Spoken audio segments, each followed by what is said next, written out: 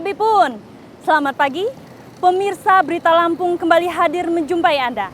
Bersama saya Iin Hermayani. Sejumlah berita aktual dan beberapa informasi menarik lainnya telah kami siapkan untuk Anda. Berikut berita utama hari ini.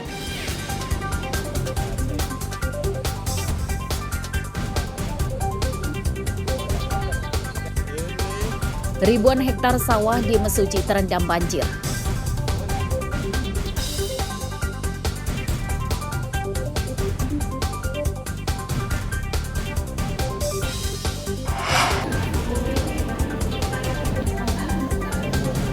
Dua polisi pencuri mobil disidang.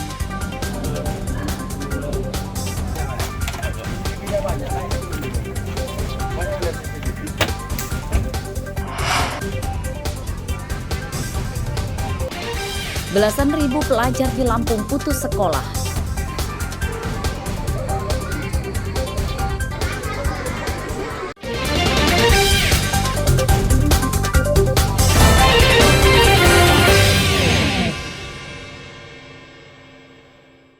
Semua sana. Nah, jadi cuma harus saya instruksikan kalau memang kekurangan dananya jadi terlakukan dan Ribuan hektar sawah padi di 3 kecamatan di Kabupaten Mesuji terendam banjir Selasa siang.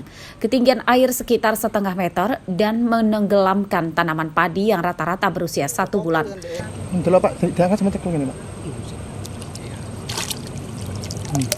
Sebagian besar tanaman padi mulai membusuk dan terancam mati.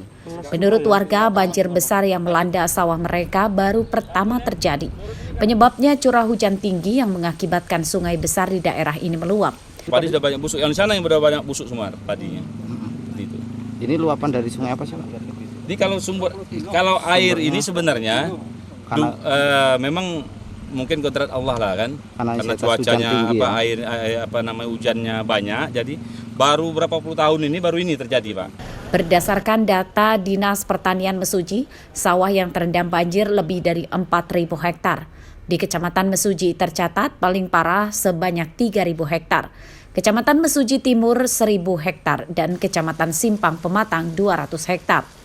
Di timur itu ada 4 desa ya sekitar 500 sampai 1.000 hektar yang terdampak. Tetapi yang paling parah ada di Kecamatan Mesuji ini.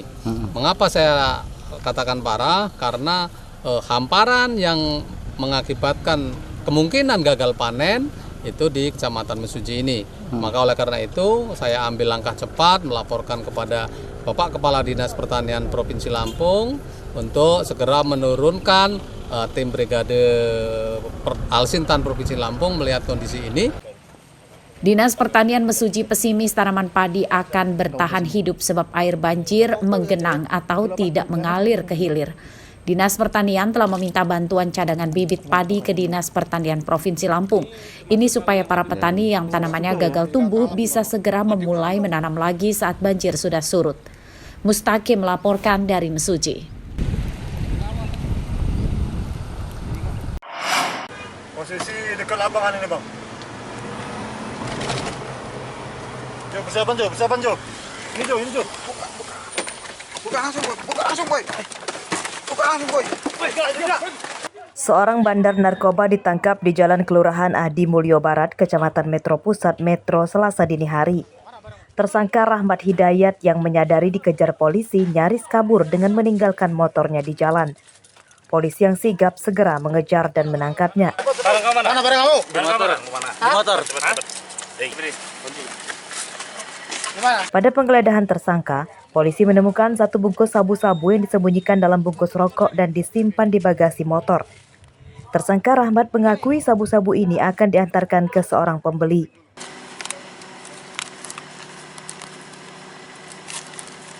Oh ini, berapa kamu? Hah? Dalam pemeriksaan polisi mengungkap pemasaran narkoba oleh Rahmat Hidayat melalui media sosial. Tersangka dengan korban tidak pernah bertemu. Pembeli yang sudah membayar secara transfer kemudian mengambil sendiri narkoba yang telah diletakkan di suatu tempat oleh tersangka. Cara ini disebut dengan istilah mapping. Modus operandi menurut keterangan tersangka adalah modus tempel, modus titik atau modus mapping yang memang cukup ramai di wilayah hukum Kota Metro saat ini adalah modus menjual menggunakan akun Instagram. Untuk tersangka, kami kenakan pasal 114 Undang-Undang Narkotika dengan ancaman hukuman minimal 6 tahun penjara. Polisi menyita 10 gram sabu-sabu dan motor tersangka. Penyidikan kasus ini masih akan dikembangkan polisi untuk memburu pemasok dan para pelanggan narkoba. Aris Susanto melaporkan dari Metro.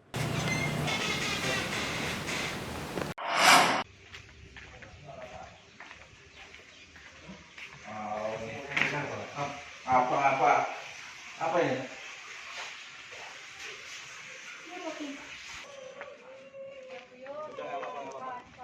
Seorang pencuri ponsel bersembunyi di sebuah rumah kos saat melihat polisi datang ke rumahnya di Desa Gunung Batin, Kecamatan Terusan Nunyai, Lampung Tengah.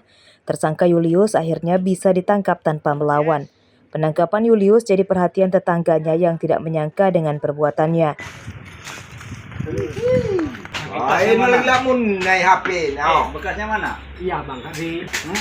Dalam pengembangan lanjutan, polisi kemudian menangkap Iwan Kusnadi, mertua Julius.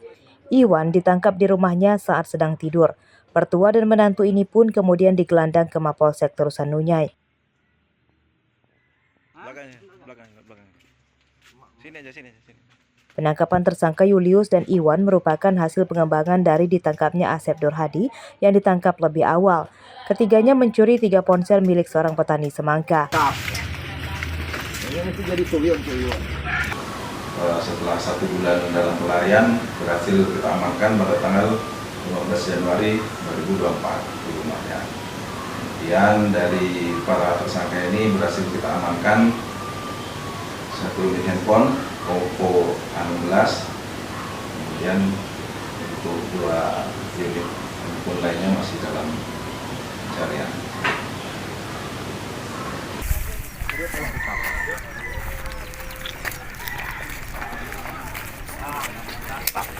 Dua ponsel curian telah dijual tersangka dan 1 lagi kini disita polisi.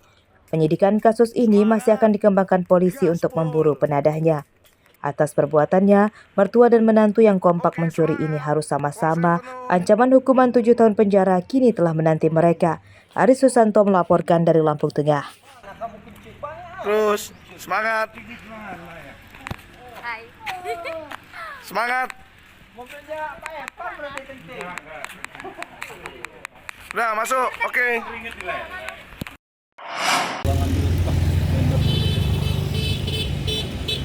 Seorang pejabat di Pemkot Metro ditangkap polisi karena kasus penipuan. Tersangka Farida, Kepala Dinas Perumahan dan Permukiman Metro, ditangkap di tempat kerjanya. Kasat Reskrim Polres Metro, Ibtu Rosali, pada Selasa siang mengatakan sudah menetapkan Farida sebagai tersangka dan kini ditahan di rutan Polres Metro. Tersangka diduga melakukan penipuan saat menjual tanah berikut rumah di atasnya. Penipuan terungkap saat korban mengurus sertifikat tanah yang dibelinya tersebut rupanya ukurannya tidak sesuai atau lebih kecil. Kerugian korban 400 juta rupiah. Tipu gelap yang dilakukan. Modusnya pertama dia menawarkan rumah dengan jumlah ukuran dari tanah dan barang. Ternyata setelah pembayaran yang korban mengajukan sertifikat atau mengajukan ke notaris ternyata tidak sesuai dengan apa yang dibeli oleh korban. Kerugiannya berapa banyak itu, Bang? Untuk kerugian berkisar 400 juta rupiah. Kasus penipuan dalam jual beli tanah dan rumah yang melibatkan Farida masih dalam penyidikan polisi. Atas perbuatannya, tersangka terancam hukuman 4 tahun penjara. Aris Susanto melaporkan dari Metro.